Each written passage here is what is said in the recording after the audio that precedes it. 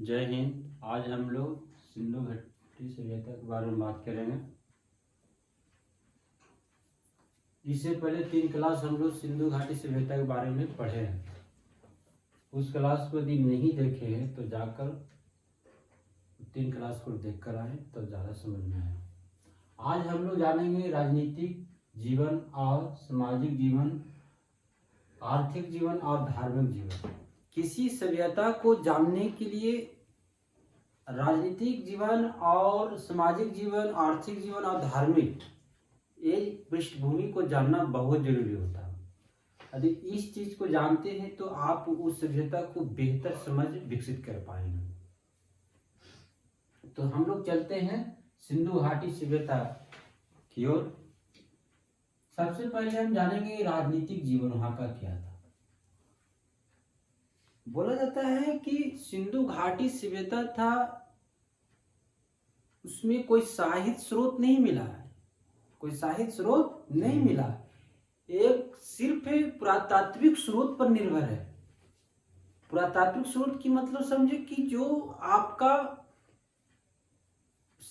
पत्थर पर लिखा हुआ हो या कोई इमारत मिला हो या किसी संबंधित कोई अवशेष मिला हो, उससे हम लोग जानकारी इकट्ठा कर रहे हैं सिंधु घाटी सभ्यता के बारे में।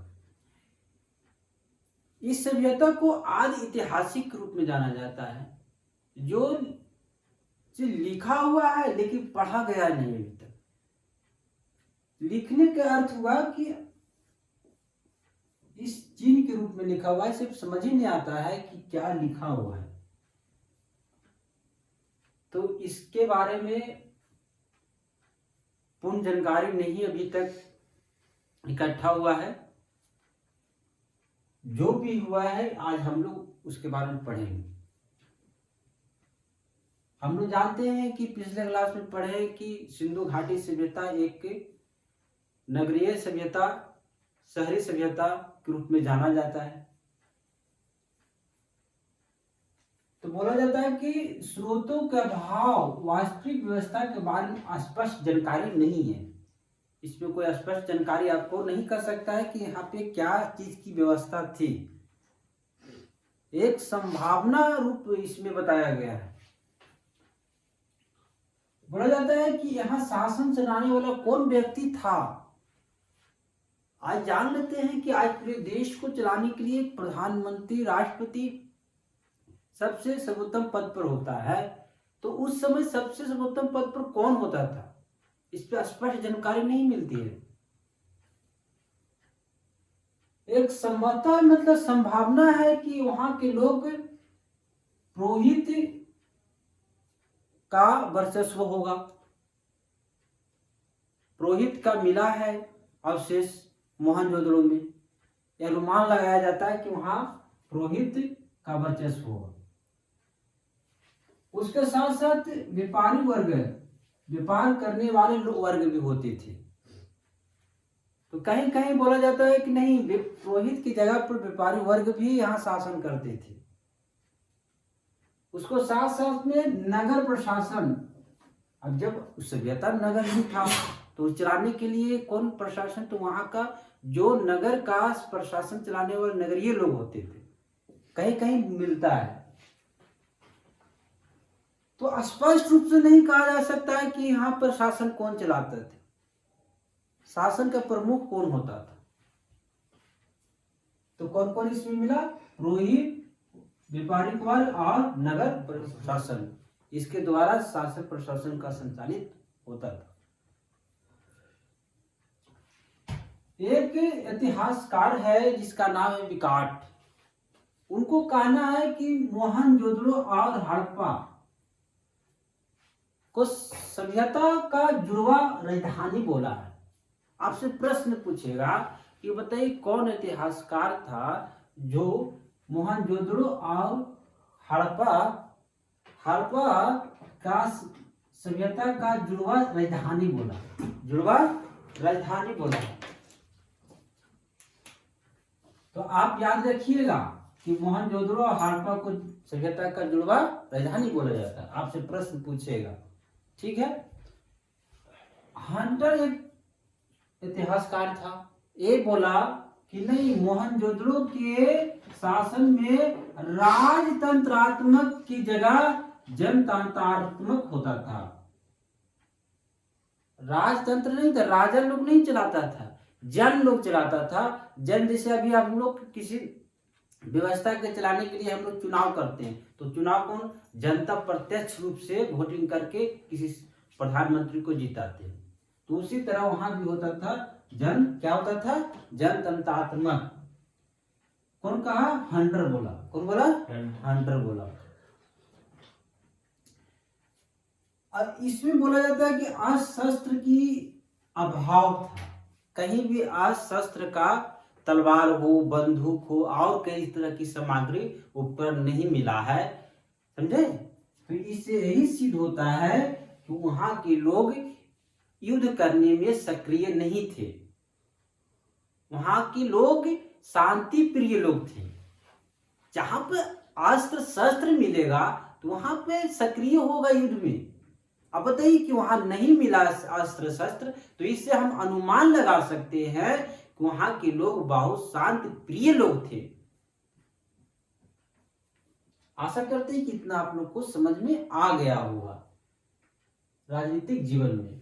एक बात आप यहाँ पे है कि यहाँ पे कोई राजनीतिक संगठन नहीं था। जैसे आप हम लोग देखते हैं राजनीतिक दल कई तरह का दिखता है आज के परिप्रेक्ष्य में, उस समय नहीं ये चीज देखो मिलता था।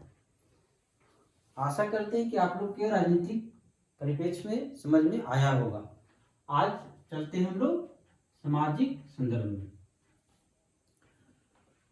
सामाजिक जीवन में देखा जाए तो वहां की सबसे छोटी इकाई परिवार, समाज की सबसे छोटी इकाई परिवार ही होती थी।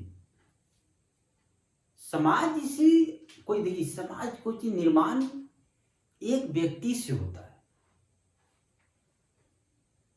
तो ही कहा गया कि समाज की छोटी इकाई को परिवार ही बोला जाता था। उस समय क्या बोला जाता था, परिवार बोला जाता था। उस समय परिवार की परिचालन में मातृक सत्तात्मक होता था। हम पिछले क्लास में इसके परिप्रेक्ष्य में बात किए थे, मातृ सत्तात्मक क्या होता है, कि समाज को जानने का सबसे इसका स्टेटस क्या होता था, माता, कि माता के नाम से पुकारा ही जाएगा। जिससे आज के परिप्रेक्ष्य में देखा जाए तो पिता के नाम से जाना जाता है। कोई भी हम लोग से नाम पूछता है तो पिता के नाम से हम लोग पहले क्या करते हैं, परिचय देते हैं किसी को।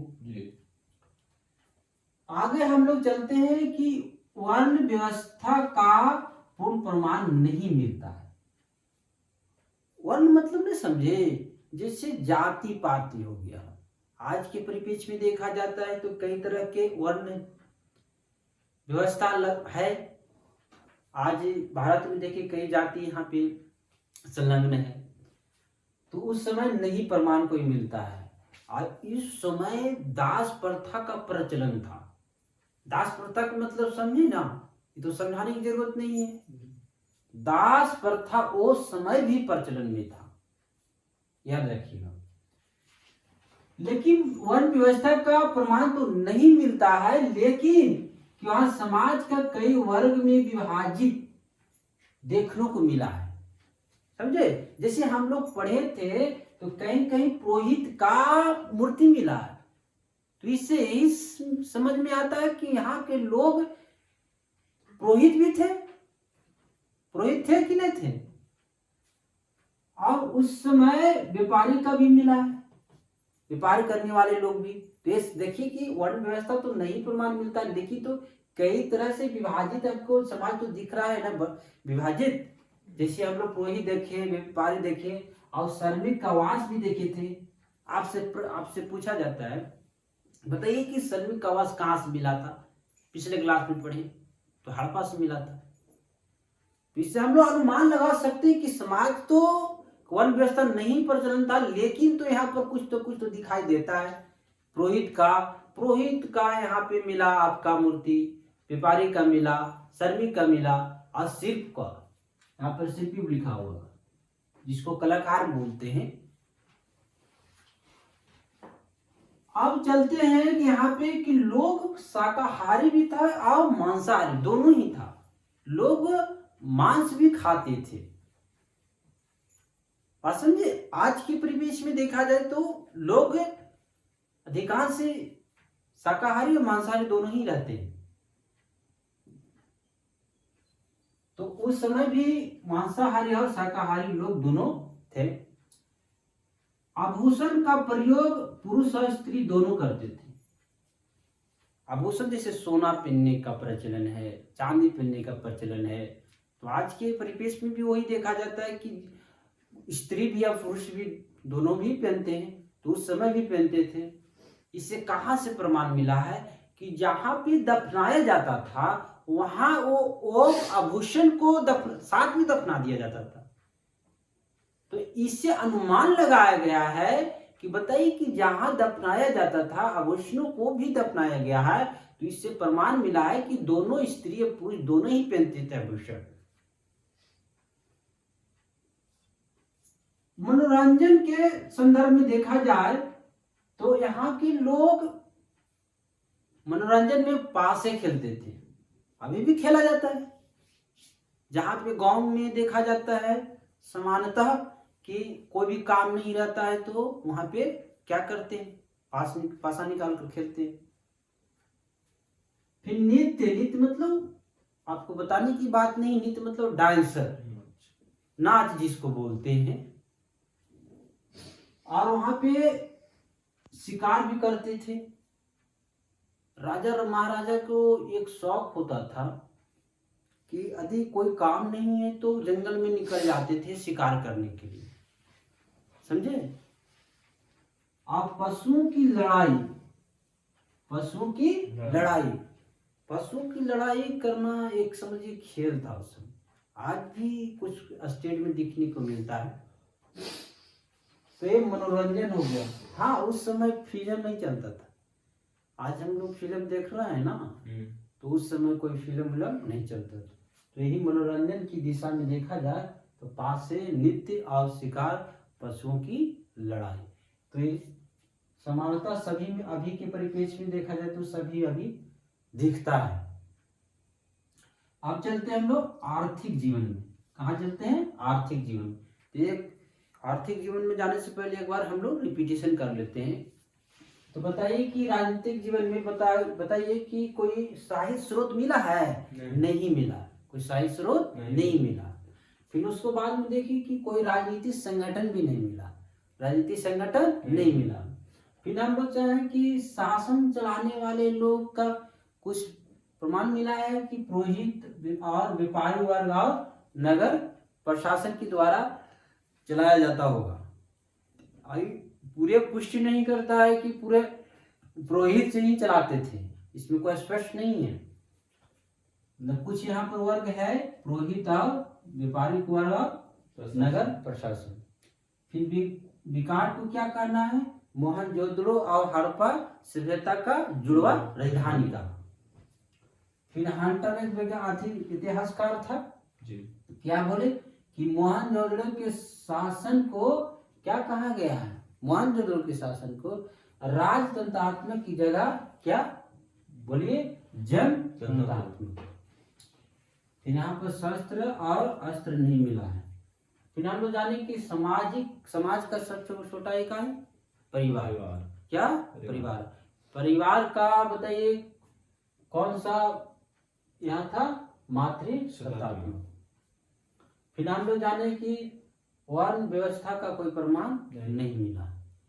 लेकिन यहाँ पर कुछ वर्गों में विभाजित किया गया है, जैसे पुरोहित, व्यापारिक और बताइए श्रमिक और शिल्पी।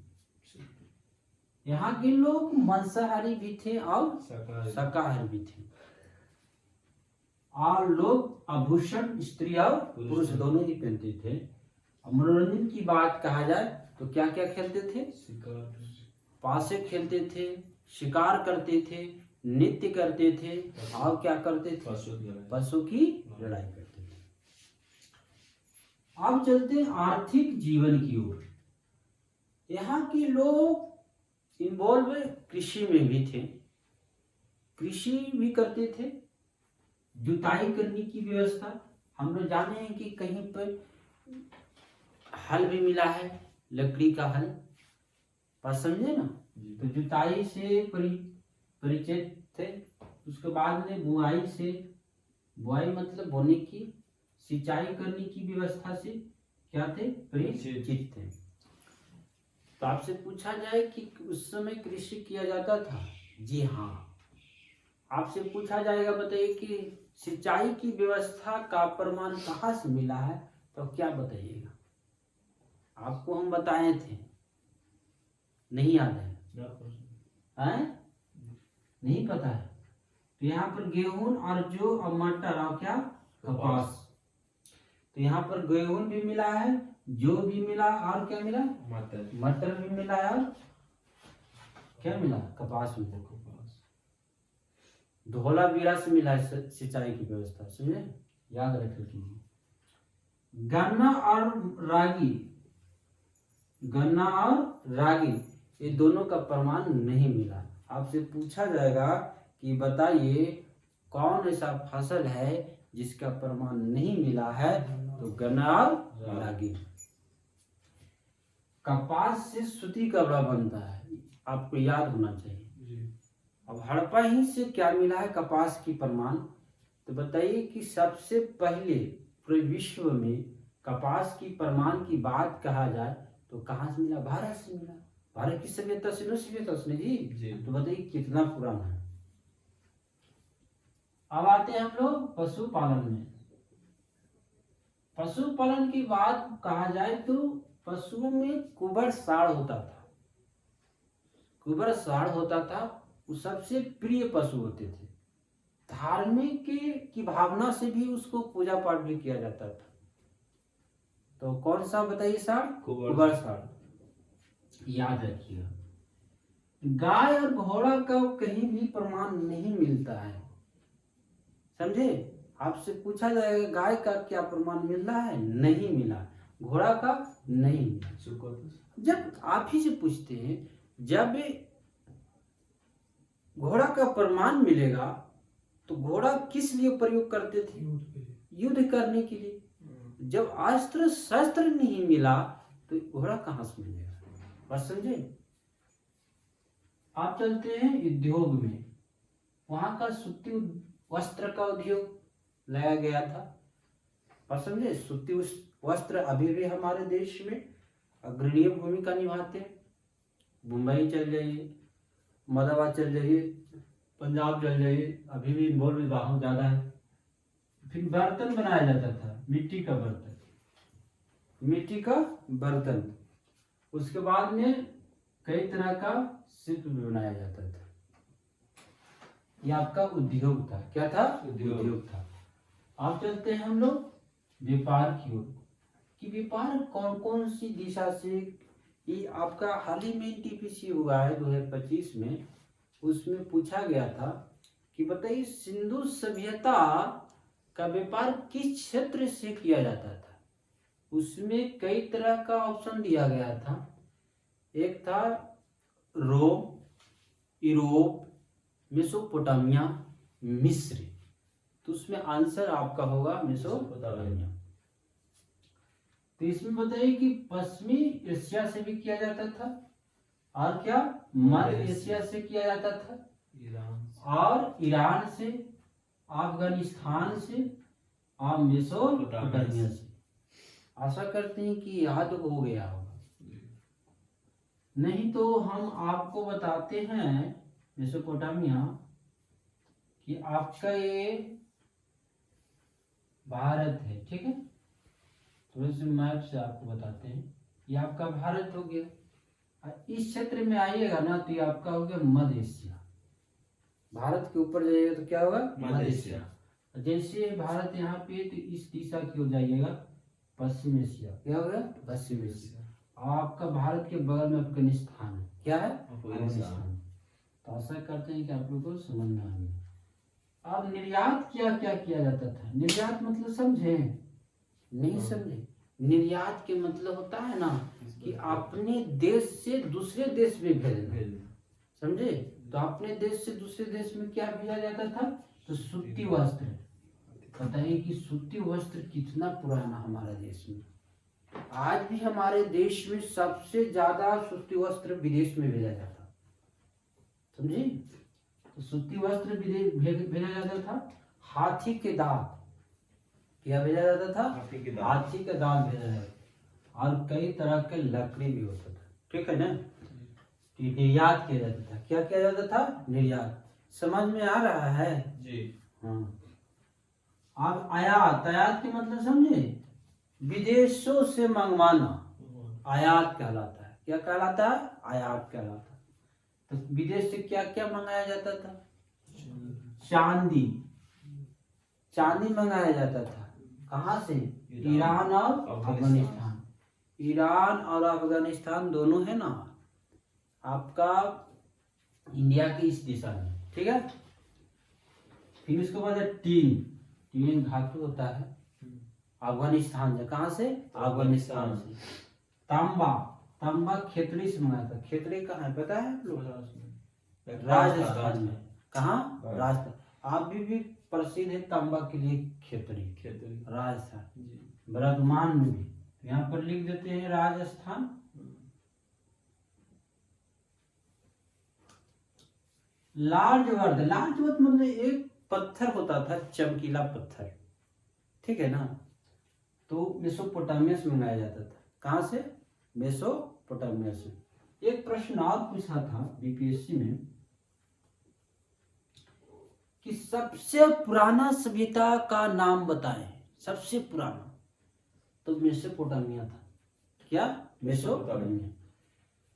अब आते हैं हम लोग धार्मिक जीवन में। कहाँ आते हैं, धार्मिक जीवन में। देखिए किसी समाज को जानना है ना तो उसको धार्मिक किताब पढ़िए। धार्मिक किताब पढ़ने से पूरे समाज, जिस समाज का वो संबंध में है किताब, उस सभी बता देगा वो कि उस समाज में क्या चीज प्रचलन है, क्या चीज नहीं प्रचलन, क्या लोग ज्यादा खाते हैं, क्या लोग नहीं पसंद करते, वो सब बता देता है उसमें। बात समझे। तो अंग्रेज ने आया तो सबसे पहले धार्मिक किताबों को पढ़ना स्टार्ट किया, अंग्रेजी में अनुवाद करवाया और पढ़ा। और पढ़ने के बाद समाज को समझा, समझे। और समझने के बाद उन्हीं अनुसार से वो गुलाम बनाया। तो आज हम लोग धार्मिक जीवन का सिंधु सभ्यता के बारे में पढ़ेंगे, इससे ज्यादा रिलेट पता चले। वहां का लौकिक सभ्यता पर, लौकिक सभ्यता का मतलब सुने, एक लौकिक होता है, एक अलौकिक होता है। लौकिक मतलब जो हम लोग देख रहे हैं, आंखों, खुली आंखों से देख रहे हैं। और एक अलौकिक होता है जो देख नहीं सकते, जो हम देख नहीं सकते। तो लौकिक सभ्यता पर धर्म का वर्चस्व नहीं था, समझे।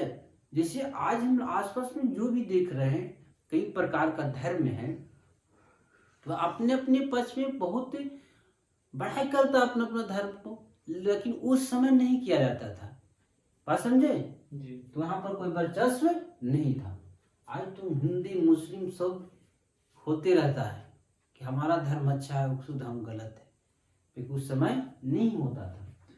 मंदिर का प्रमाण तो नहीं मिलता है। आपसे पूछा जाएगा क्या मंदिर का प्रमाण मिलता है, नहीं मिलता है। तो आपसे पूछा जाएगा पूजा लोग करते थे कैसे, ये प्रश्न उठता है कि नहीं उठता है जी। तो वहां मातृ देवी की पूजा होता था। बताइए उस समय लड़कियों और महिलाओं को देवी की समान पूजा किया जाता था। आज हम लोग भी देवी के समान तो पूजा करते हैं, लेकिन उसको अपने जैसा तवज्जो नहीं देते। नाम के लास्ट में तो हम लोग देवी लगाते हैं, बल्कि देवी के रूप में उसको हम मानते नहीं। तो उस समय मातृ देवी का पूजा किया जाता था। आज हमारे ये से आपको इतिहास से पता चलता है कि हमारे इतिहास का जड़ कहाँ तक है। इस आपका समाज जो निर्माण है, आज हम लोग आज देवी का पूजा ऐसे नहीं कर रहे हैं, आज कई वर्षों से किया जा रहा है। यहाँ पर आपका इतिहास बता रहा है कि मातृ देवी की पूजा किया जाता था। कहाँ? मोहनजोदड़ो। कहाँ? मोहनजोदड़ो। एक क्या? उर्वरता की देवी। उर्वरता की देवी किसको बोलते हैं? पृथ्वी को। समझे? पृथ्वी को उर्वरता की देवी। आज हम लोग आज के संदर्भ में देखा जाए तो आज भी हम लोग पृथ्वी माता के रूप में जानते हैं। जानते कि नहीं जानते? अब उस समय पशुपति का भी पूजा होता था। पिछले क्लास में बताया कि पशुपति की मतलब क्या होता है, समझे? तो पशुपति का एक मुहर भी मिला है और उस समय पशुपति की पूजा भी होता था। हमारे शिव कितना पुराना है ये देख सकते हैं। और समझे? नाग पूजा किया जाता था। क्या किया जाता? नाग पूजा किया जाता। नाग पूजा भी किया जाता है, नहीं किया जाता है?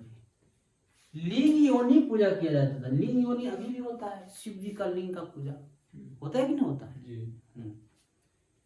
उस समय स्वास्तिक चिन्ह का प्रचलन था। स्वास्तिक चिन्ह हम लोग शुभ काम का ही प्रतीक है।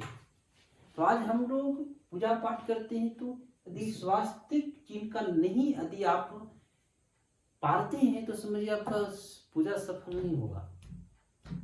तो कितना हमारे स्वास्थ्य चिन्ह पुराना है, देख सकते हैं। उसके बाद में देखा जाता है कि पशु और पक्षी वृक्ष का पूजा किया जाता था। क्या किया जाता? पशु और वृक्ष का। अभी भी वृक्ष का पूजा किया जाता है। आपको हम बताते हैं कि जो वृक्ष का पूजा किया जाता है आसपास में आप उसको नाम का इकट्ठा कर सकते हैं। हमारे जो समाज है, जो हमारे धार्मिक जो आस्था है, ये प्रकृति का संरक्षण का एक प्रतीक है। जिसे हम लोग वृक्ष का संरक्षण करते हैं, पूजा करते हैं। इससे क्या होगा? प्राकृतिक आज इतना देख रहे हैं उथल पुथल हो रहा है क्योंकि प्रदूषण इतना हो रहा है, ग्लोबल वार्मिंग बढ़ रहा है, टेम्परेचर बढ़ रहा है। तो हमारे क्या बोल रहा है? धार्मिक आस्था बोल रहा है कि आप प्रकृति के प्रति एक मधुर संबंध बनाइए, तभी आप रह सकती, नहीं तो नहीं रह सकती। बात समझे? तो वृक्ष का पूजा हम लोग कई सदियों से करते आ रहे हैं, आगे भी करेंगे ना? तो उससे पहले आप एक वृक्ष जरूर लगाएं। वृक्ष नहीं लगाएंगे तो जीवन जीने की संभावना समाप्त हो जाएगी। समझे? तो अपने जीवन में कम से कम 100 पेड़ लगाने का एक योजना बनाएं, मिशन चालू करें। इससे आपका प्रकृति भी सुरक्षित रहेगा, आप भी रहेंगे, आने वाले भविष्य भी सुरक्षित रहेगा। आशा करते हैं। इतिहास देखिए, इतिहास से सीखने की बात होती है। जो इतिहास से कुछ नहीं सीखता उस समझे इतिहास नहीं पढ़ा। आपको इतिहास क्यों पढ़ा जाता है? क्योंकि इतिहास में किए हुई गलती और किए हुए अच्छी बात उस सीखकर अपने जीवन में सुधारे, भविष्य और वर्तमान दोनों का निर्माण करें। तो हम लोग इतिहास को इसलिए पढ़ते हैं। इतिहास से हम लोग को जानकर अपने जीवन में व्यवहारिक रूप में उतारने का प्रयास करें। तो आशा करते हैं कितना आप लोग को समझ में आ गया होगा। सिंधु घाटी सभ्यता का क्लास से ये लास्ट क्लास था। जो भी क्वेश्चन आने की संभावना है सभी को ऐड करने का प्रयास किए, और इससे रिलेटेड आप कोई भी ऑब्जेक्टिव बुक है उसको टिक लगाइए, तो आपको पता लगेगा कि कितना हम पढ़े तो कितना मिल रहा है। और अपने दोस्तों तक शेयर करें इस वीडियो को, लाइक करें, कमेंट करें। जो सुझाव देना चाहते हैं कमेंट भी कर सकते हैं, लाइक भी कर सकते हैं। जय हिंद।